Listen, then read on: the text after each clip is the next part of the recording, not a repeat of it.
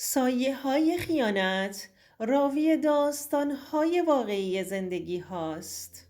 هیچ وقت فکر نمی کردم پولی که قرار بود خرج زندگی فقرا بشه، خرج خوشگذرونی شوهرم با معشوقش شد. ولی یه روز وقتی یه رسید بانکی عجیب رو دیدم، زندگیم زیر و رو شد. خیریه برای معشوقه. ترانه هستم، 34 ساله، زن یه مرد موفق و خیرخواه، کسی که همه بهش به چشم یه فرشته نگاه میکنند. فرهاد شوهرم سال هاست که کار خیر میکنه، از کمک به بچه های بی سرپرست گرفته تا حمایت از زنهای بی پناه. همیشه بهش افتخار می کردم، به قلب بزرگی که داشت، به دستی که به هر نیازمندی می رسوند. اما نمی دونستم یه روز این دست رو روی سر یکی می بینم که نباید. همه چیز از یه فیش بانکی شروع شد. یه روز که کیف فرهاد رو مرتب می کردم، چشمم به یه رسید بانکی افتاد. مبلغش خیلی بالا بود، 50 میلیون تومن. ولی چیزی که بیشتر برام عجیب بود، اسم گیرنده بود: نرگس سادات رضایی. اسمش برام آشنا نبود. نرگس رضایی یعنی کی میتونه باشه؟ تو دلم گفتم شاید یکی از همون زنهای نیازمنده که فرهاد همیشه کمکشون میکرده. ولی ته دلم حس زنونم یه زنگ خطر رو تو سرم به صدا در آورد. حسم بهم میگفت این قضیه معمولی نیست. من حساب کتابای خیریه فرهاد رو میدونستم. فرهاد همیشه کمکهاش رو مستقیم از طریق حساب بنیادهای خیریه انجام میداد، نه مستقیما به حساب یه نفر. حتی خودم گاهی توی مراسمهای خیریه همراهیش میکردم و میدیدم که پولها رو چطوری مدیریت میکنه. ولی این کلی فرق داشت. اون لحظه چیزی نگفتم، فقط رسید رو گذاشتم سر جاش. وانمود کردم که چیزی ندیدم. ولی تو دلم قوقایی بود که دیگه فکرم بهش مشغول شده بود. کی بود این نرگس سادات؟ چی باعث شده بود فرهاد مستقیما به این زن اینقدر پول بده؟ از اون روز توجهم بیشتر به رفتار فرهاد جلب شد. موبایلش همیشه دستش بود. رمز کارت بانکیش عوض شده بود. آخر هفته ها بیشتر بیرون می رفت. می گفت جلسه داره، ولی هیچ وقت قبلش دربارشون حرف نمی زد. یه شب وقتی فرهاد خواب بود، یواشکی گوشیش رو برداشتم. نه اینکه بهش شک داشته باشم، نه، فقط میخواستم ببینم شاید توضیحی، دلیلی، مدرکی پیدا کنم که به هم بگه این قضیه عادیه. ولی وقتی اسم نرگس رو توی مخاطباش سرچ کردم، هیچی نبود.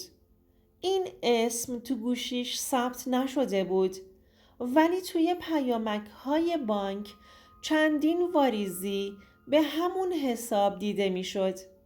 هر ماه یه مبلغ سنگین، دقیقاً در روز مشخص.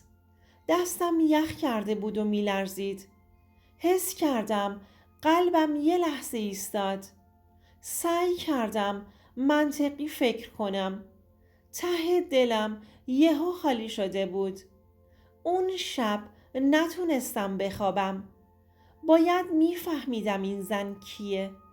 شاید فقط یه زن نیازمند بوده که نمیخواسته اسمش جایی ثبت بشه. شاید یه دلیل خاصی داشته، ولی ته دلم میدونستم این داستان خیلی ساده تر از این حرفا نیست. روز بعد به یکی از دوستام که توی بانک کار میکرد پیام دادم و با کلی خواهش و التماس ازش خواستم که یه سرنخ از صاحب این حساب برام پیدا کنه. چند ساعت بعد پیامش اومد.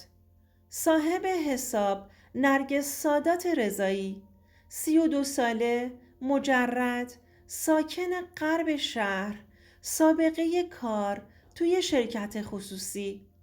با خودم گفتم شاید یه زن بدبخت و بیچاره باشه که فرهاد داره کمکش میکنه. اما دوباره به خودم اومدم. یه سوال تو ذهنم چرخید. چرا زنی که مستحق کمک خیریه باشه باید توی منطقه گرون زندگی کنه؟ برای همین یه روز بعد از ظهر بدون اینکه به فرهاد چیزی بگم آدرسش رو پیدا کردم و به بهونه خرید رفتم به آدرسی که ازش داشتم و رفتم دم خونشون. دم یه آپارتمان شیک ایستادم، جایی که حتی از خونه خودمون هم بهتر بود، با نمای سنگی، بالکن بزرگ، پارکینگ اختصاصی. این زن کجاش نیازمند بود؟ چطور ممکنه یه زن نیازمند تو همچین جایی زندگی کنه؟ یعنی فرهاد داشت خرج خونش رو میداد؟ دلم شور افتاد. یه لحظه خواستم زنگ در رو بزنم، ولی پشیمون شدم. هنوز چیزی ثابت نشده بود. 2 روز بعد وقتی داشتم توی اینستاگرام میچرخیدم یه اکانت توی پیشنهادات بالا اومد به اسم نرگس سادات 32. کنجکاو شدم. اسمش آشنا بود. وقتی بازش کردم نفسم بند اومد. انگار دنیا روی سرم خراب شد. عکس هاشو دیدم. تمام بدنم سرد شد. یه زن زیبا، شیک، با لباس های گرون قیمت، سفرهای خارجی، رستوران های لاکچری و گرون قیمت.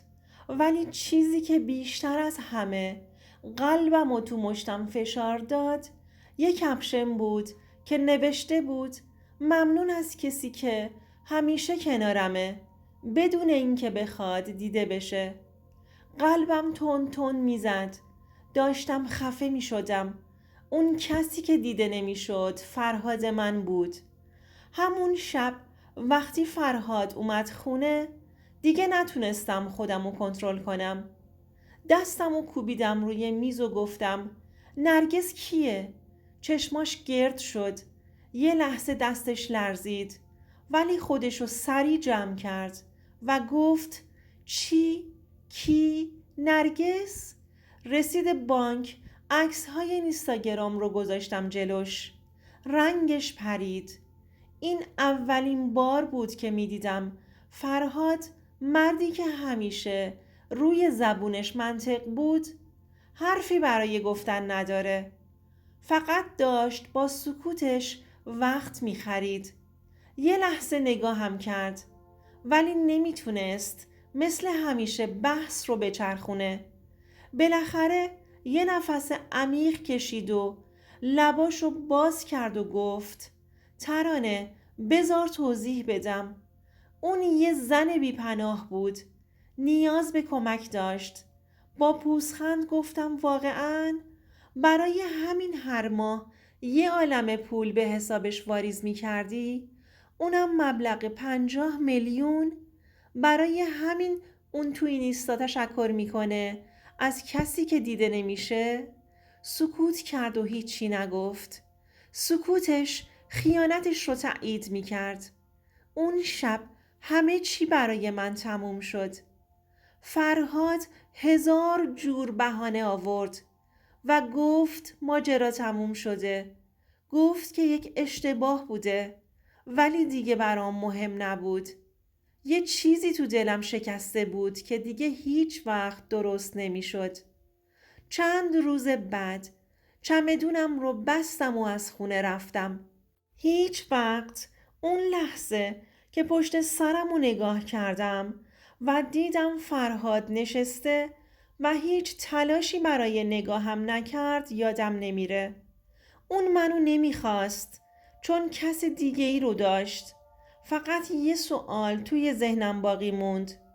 آیا من اولین زنی بودم که فریب این فرشته خیر رو خورده بود؟ یا نرگس آخرین نفر هم نبود؟ گاهی وقتها آدمای خائن خودشونو پشت نقاب آدمای خوب قائم میکنند. پشت کارهای خیر، پشت محبتهاشون، پشت اسمهایی مثل فداکاری و دلسوزی. همیشه چشماتونو باز نگه دارید. خیانت همیشه با یه پیام عاشقانه شروع نمیشه. گاهی با یه رسید بانکی شروع میشه و زندگیتون رو ویرون میکنه.